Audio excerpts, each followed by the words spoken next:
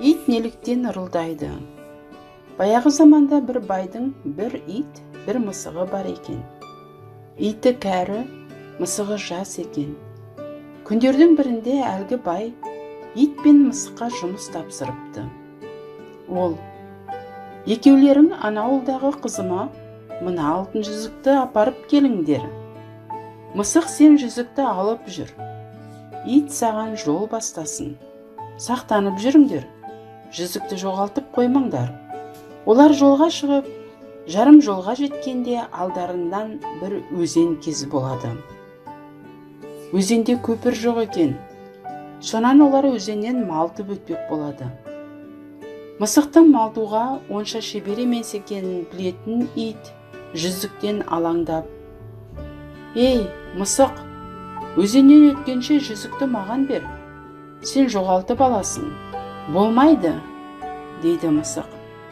«Қожайын маған жүзікті сен алып жүр деген. Саған бере алмаймын. Мен саған қарағанда мұқияттаумын.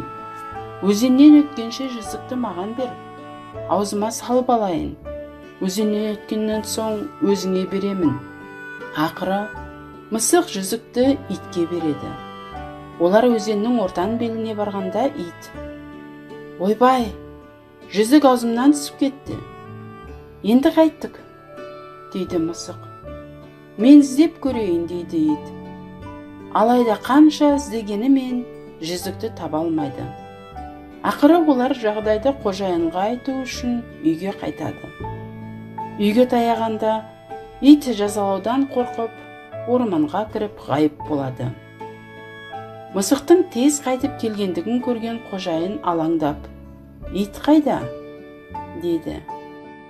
«Жүзікті жоғалтып алып қашып кетті», дейді мысық. Ашуланған бай иттің танауын тартпақ болып, ауылдағы басқа иттерді жинап алып оларға: «Қайтсеңдер де әлгі итті тауып келіңдер», дейді. «Біз ол итті басқа бейуаз иттерден қалай барықтаймыз?» деп сұрайды әлгі иттер. «Ол ерекше қартайып кеткен. Аузында бірде тіс жоқ. Сендер оның тісіне қарасаңдар, оңай тани аласыңдар. Сонымен иттердің барлығын әлгі кәрі итті ұстап келу үшін жан-жақтан іздеуге аттандырады.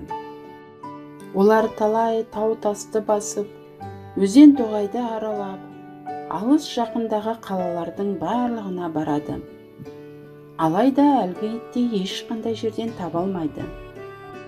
Сол үшін қазірде иттер бірін-бірі көріп кездесе қалғанда, байдың алтын жүзігін жоғалтқан ит мен емес, сенбесең қарап көр, тісім сау, деп тістерін ақситып ырылдап қояды екен.